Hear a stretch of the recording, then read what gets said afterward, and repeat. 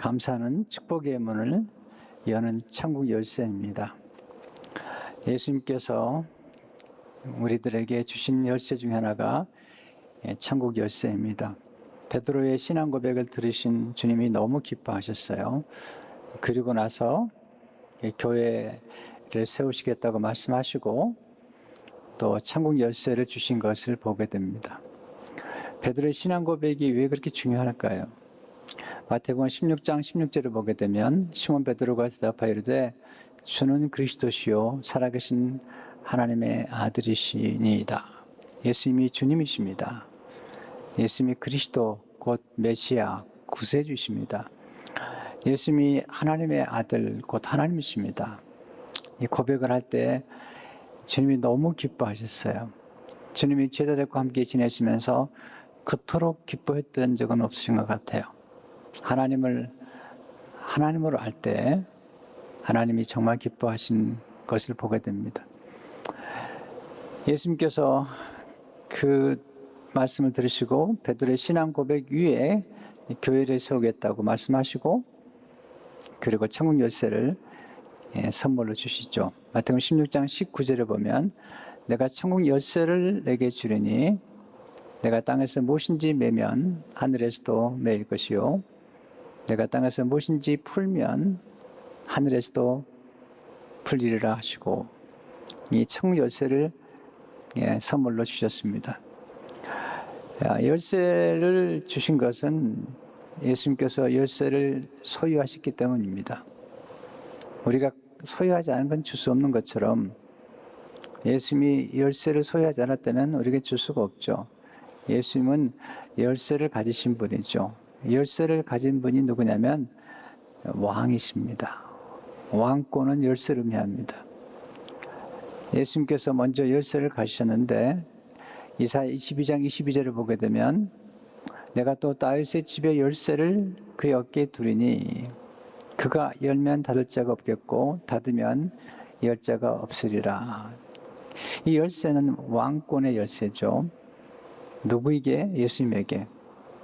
이 사실의 말씀을 요한계시록 3장 7절 8절에 보면 빌라델비아 교회 사장에게 편지하라 거룩하고 진실하사 다윗의 열쇠를 가지신 이 곧 열면 닫을 사람이 없고 닫으면 열 사람이 없는 그가 이르시되 볼지어다 내가 내 앞에 열린 문을 두었을 때 능히 닫을 사람이 없으리로다. 예수님이 열쇠를 가지셨죠. 그리고 열면 닫을 자가 없고 닫으면 열 자가 없는 그런 권세를 가지셨는데 그 왕권을 가지신 예수님께서 예수 그리스도를 믿는 사람들에게 그런 왕권을 주시고 그 열쇠를 주신 것입니다. 특별히 우리가 기도를 많이 드리는데요. 기도 가운데 어떤 기도가 특별히 천국 열쇠와 같은 걸까? 그건 감사의 기도입니다. 오늘 시편은 감사의 시라고 적혀 있습니다. 예배의 시 그리고 감사의 시. 오늘 시편을 통해서 우리가 새 세문을 들어갈 때 하나님께서 우리에게 주시는 교훈이 뭘까요? 첫째로 감사함으로 들어가는 문은 누구나 들어갈 수 있는 문입니다. 누구나에게 열려있는 문입니다. 예수 그리스도를 믿는 사람이라면 하나님을 믿는 백성이라면 누구나 들어갈 수 있죠. 오늘 본문 1절 2절에 보면 온 땅이여 여호와께 즐거운 찬송을 부를지어다. 기쁨으로 여호와를 섬기며 노래하면서 그의 앞에 나아갈지어다. 온 땅이란 말이 온 땅이면서 동시에 온 백성이죠. 모든 사람은 사실 하나님을 즐겁게 찬송해야 되겠죠. 예수님께서 초청하신 초청을 보시면 하나님이 우리에게 모두에게 이 문으로 들어오라고 초청하신 것을 보죠. 요한복음 7장 37절을 보게 되면 명절 끝날 곧 큰 날에 예수께서 서서 외쳐 이르시되 누구든지 목마르던 내게로 와서 마시라. 예수님이 오시면서 문이 활짝 열렸습니다. 전 인류를 향해서 예수 그리스도를 믿으면 누구든지 그를 믿으면 멸망하지 않고 영생을 얻게 되죠. 영생의 문, 구원의 문, 천국의 문으로 들어가는 것을 보게 됩니다. 두 번째, 감사함으로 그 문에 들어가면 풍성한 은혜를 받게 됩니다.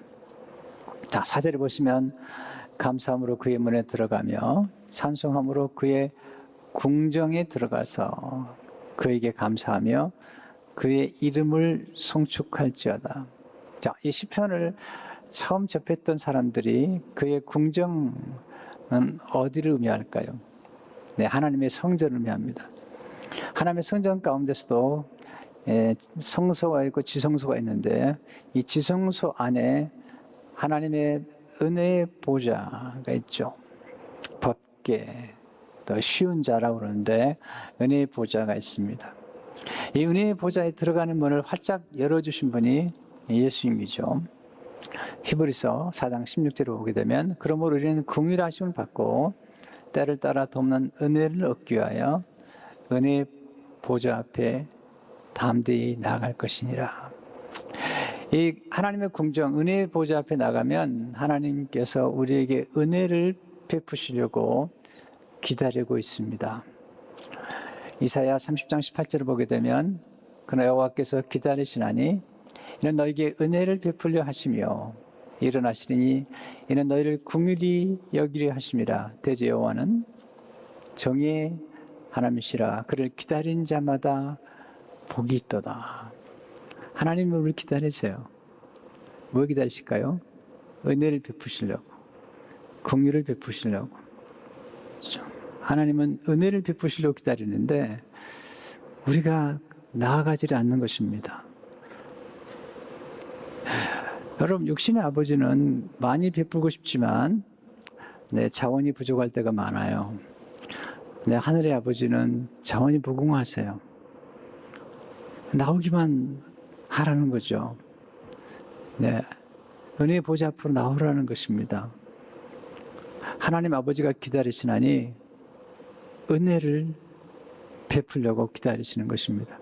우리가 감사의 문으로 들어가면 풍성한 은혜를 받게 됩니다. 왜 사람들은 하나님 아버지께 나아가지 않는 걸까요? 우리가 너무 구하지 않는 거죠. 너 하나님께 나아가지 않는 거죠. Ask, 기도하라고. It will be given to you. 주실 거라고. 은혜로 주시는 거죠. 부모는 뭔가 요구하지 않습니다. 뭔가 요구하면서 주는 부모는 없습니다. 주고도 더 주고 싶은 게 부모의 마음이잖아요. 하나님 아버지가 그런 분이세요. 하나님께 나가면 은혜를 베푸시는 거죠. 세 번째, 감사의 문으로 들어가는 사람은 하나님을 아는 사람이죠. 오늘 시편 100편 4절을 보면 그에게 감사하며 그의 이름을 송축할지어다. 여기 그에게 감사하며라고 말씀하고 있잖아요. 하나님을 알지 못하면 감사할 수 없죠.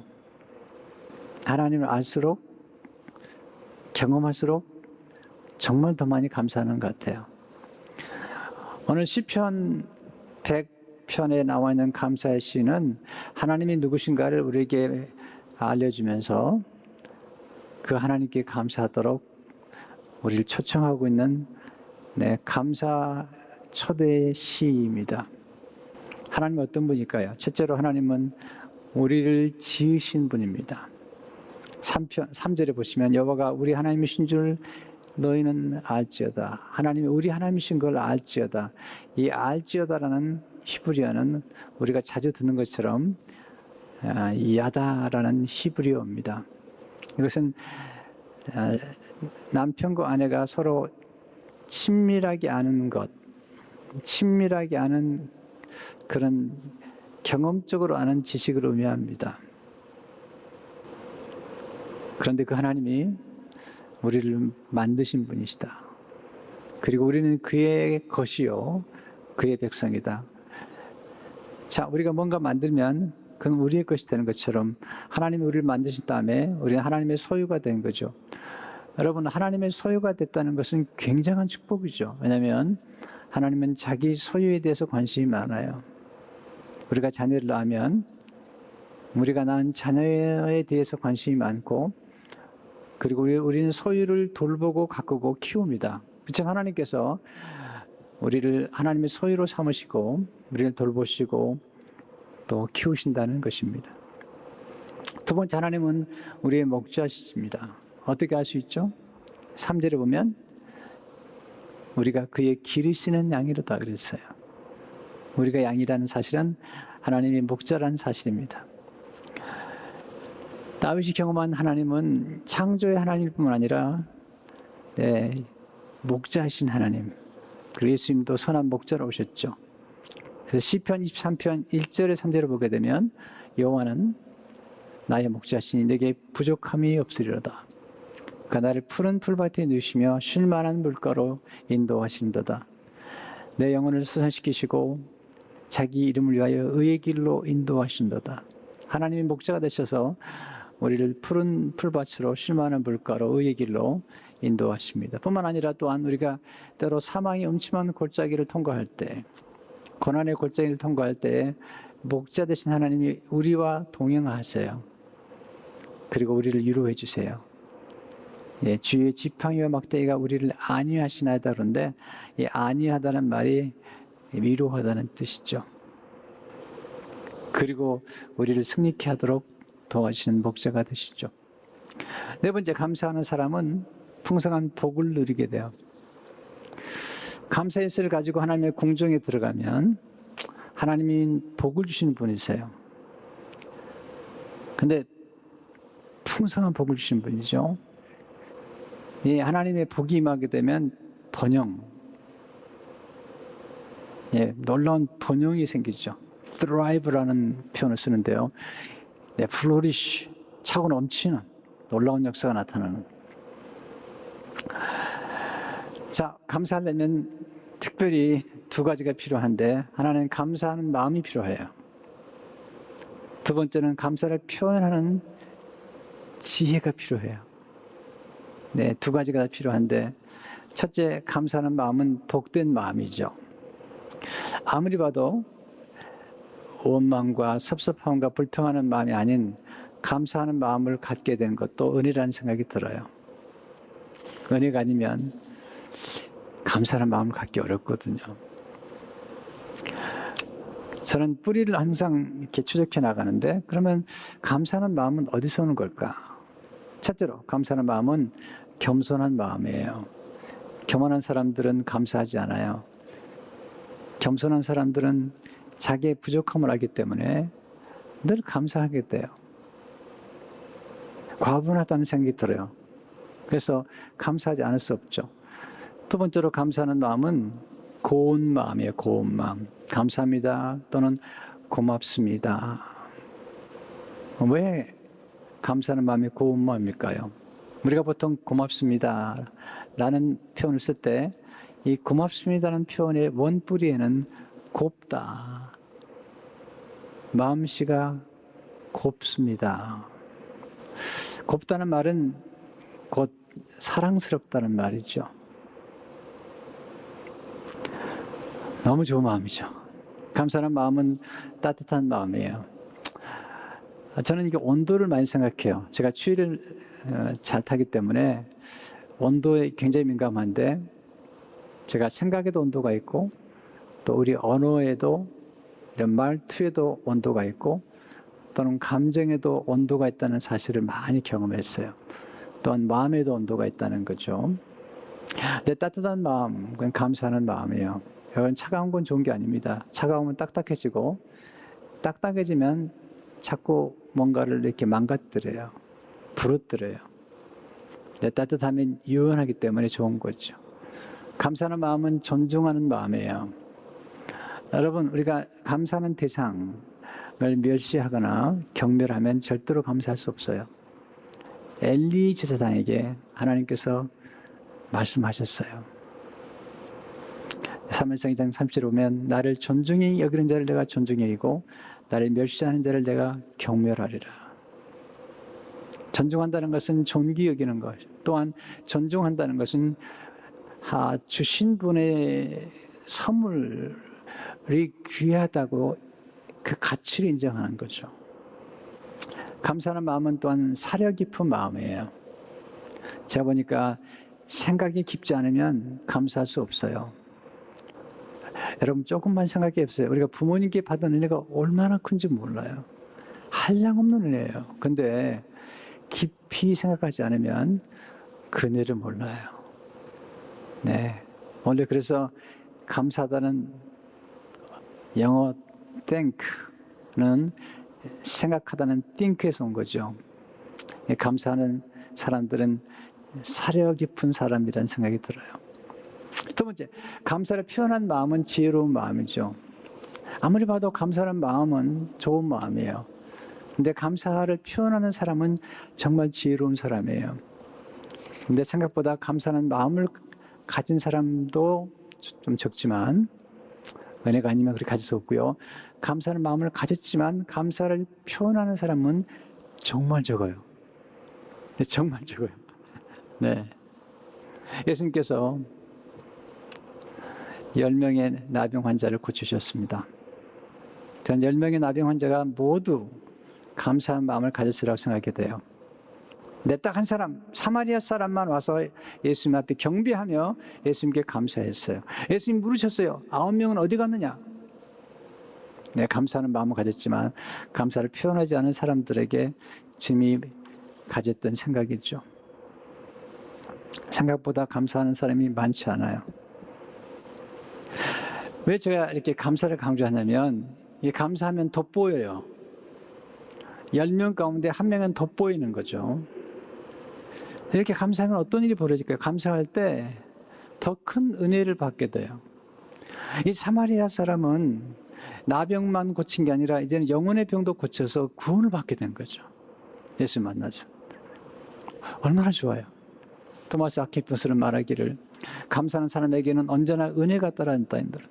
감사할 때 기쁨이 충만해집니다. 네. 불평하고 원망하면 기쁨이 사라집니다. 행복이 떠나갑니다. 가정도 불평하면 행복의 파랑새가 떠납니다. 그러나 기뻐하고 감사하잖아요.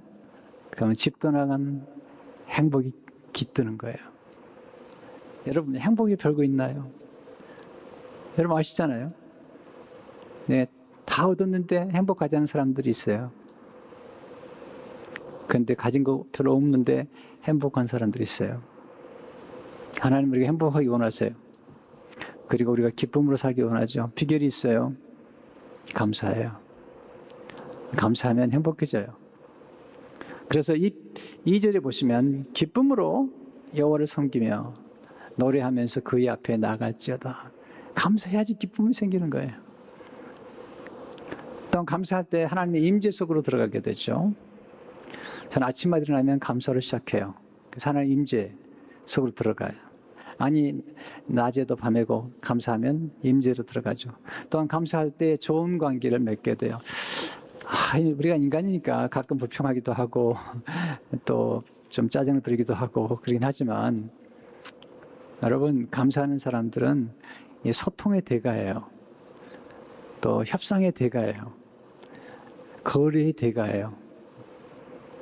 왜? 먼저 뭔가 시작할 때 항상 감사로 시작하거든요. 감사를 시작하면 마음이 활짝 열려요. 그래서 교류가 시작이 돼요. 네, 그래서 이 감사는 인간관계를 연결시키는 다리와 같은 거죠. 감사는 상승 효과가 나타나요. 누가 감사하는 거 보잖아요. 그럼 우리 따라서 감사하게 돼요. 누가 착한 일 하잖아요. 우리도 착한 일 하게 돼요. 이게 이제 좋은 선환이 이루어지는데 전염이 되는 거죠. 지금 코로나 바이러스가 전염되는 게 참 굉장히 빨리 되는데 참 위험하죠. 근데 여러분, 코로나라는 단어를 아십니까? 코로나 바이러스는 아시지만 코로나라는 단어의 뜻을 아십니까? 이 코로나라는 단어의 뜻은 크라운이라는 뜻이에요. 면류관. 그래서 그 코로나 바이러스를 찍어놓은 사진을 보십시오. 면류관입니다. 근데 코로나 바이러스는 사람의 생명을 빼앗아가는 그런 면류관이에요. 그런 바이러스예요. 그러나 이 코로나는 원래 예수님의 십자가의 면류관이라는 데서 나온 거예요. 그래서 항상 사탄은 모조품을 만드는 거예요. 예수 그리스도의 십자가의 그 면류관은 우리를 생명으로 이끄는 코로나입니다. 그래서 지금 코로나 바이러스 해결책은 사실 예수 그리스도의 십자가에 있는 것입니다. 예수님의 십자가는 생명을 이끌어가는 그런 코로나인 것이죠. 중요한 건 뭐든지 이렇게 감사는 감사를 낳는 결과를 가져오는 것입니다. 하나만 더 말씀드릴게요. 감사가 축적될 때 놀라운 역사가 나타납니다. 자, 뭐든지 축적이 되는 것 같아요. 근데 감사가 축적될 때 특별히 놀라운 역사가 나타납니다. 한두 번 감사해서는 안 돼요. 감사가 습관이 돼야 되고 또 감사가 계속 쌓여가면 축복이 돼요. 저는 성경에서 이 축적이 되는 걸 한번 봤어요. 사르밧 과부가 3년 6개월 동안 이렇게 엘리야를 섬겨요. 하루 섬기는 것도 아니고 3년 6개월 동안 수냄 여인이 엘리사를 섬기는데 계속 섬겨요. 여호수아와 갈렙이 모세를 섬기는데 40년을 섬겨요. 자, 이 섬김도 쌓이다 임기점에 이르게 되면 놀라운 일이 벌어지는 거예요. 모든 게 축적이 됩니다. 돈도 축적이 되고 관계도 축적이 됩니다. 축적이 안 되는 게 하나 있는데 시간입니다. 그 시간에 관계되는 그 멀리는 금요일 세미나 때 제가 한번 드리려고 그러는데 이게 축적이 되면요. 어느 임기점에 올라가면 놀라운 능력을 발휘하게 되는 거죠. 그럼 어떻게 이 감사를 잘 할 수 있을까요? 세 번째 이 비밀입니다. 이게 방법인데요. 감사 노트를 기록함으로 감사 습관을 형성하십시오. 뭐든지 축적되려면요. 습관이 안 되면 안 됩니다. 데보라 노벨은 이렇게 말하죠. 감사의 힘은 스트레스와 분노의 파괴적 위로부터 우리를 지켜주며. 여러분 보세요.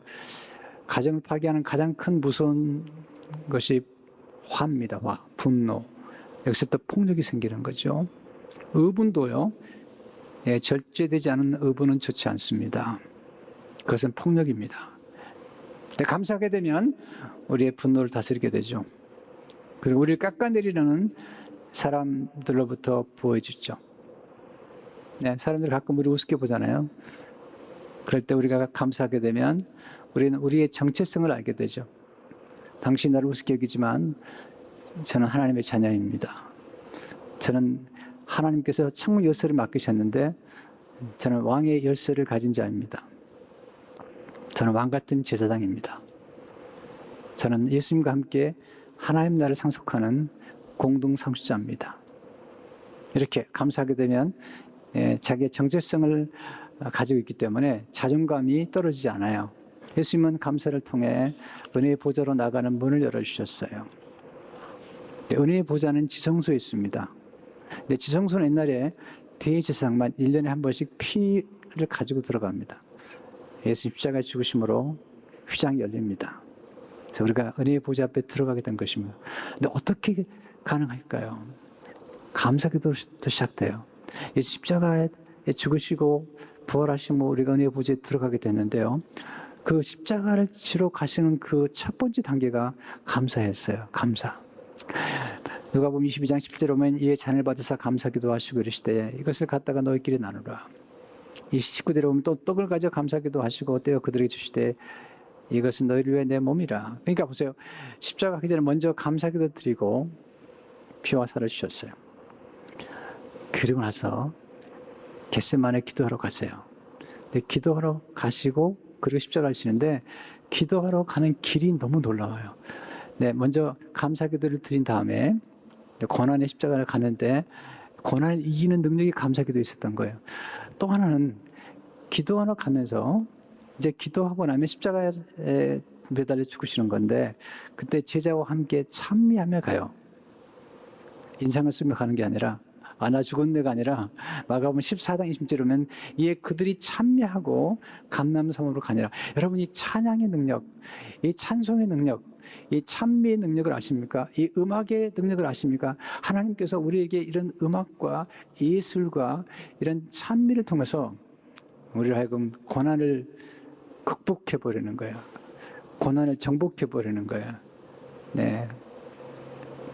그리고 십자가 부활로 나가는 것입니다. 여러분, 감사와 찬양은 정말 놀라운 것입니다. 그 하나님 기뻐하는 게 뭘까요? 감사로 제사를 드리는 거죠. 우리가 오늘 한 해 동안 붙잡는 말씀이죠. 시편 50편 23절에 보면 감사로 제사를 드린 자가 나를 영화롭게 하나니 그의 행위를 옳게 하는 자에게 내가 하나님의 구원을 보이리라. 네, 감사로 제사를 드린 자가 나를 영화롭게 하나니 그의 행위를 옳게 하는 자에게 내가 하나님의 구원을 보이리라. 대단한 업적을 남겨서 하나님을 기쁘게 하는 게 아닙니다. 우리가 감사할 때, 그것도 감사할 수 없는 조건에서 감사할 때 하나님의 가장 영광을 받으세요. 그래서 감사할 수 없는 조건에서 감사할 때 영광을 받으실 뿐만 아니라 하나님은 그 감사할 수 없는 조건을 역전시켜 주세요. 성도 여러분, 감사는 가정을 세우는 비밀이에요. 그리고 관계를 돈독하게 하는 비밀이에요. 뿐만 아니라 이 스몰 그룹 셀 목장과 교회 공동체, 민족 공동체를 세우는데 가장 좋은 게 감사죠. 감사를 통해서 새해 문, 그리고 축복의 문으로 들어가시고 또 올해 연말이 되면 감사로 한 해를 마감하는 그런 성도님 되시기를 주의 이름으로 축원합니다.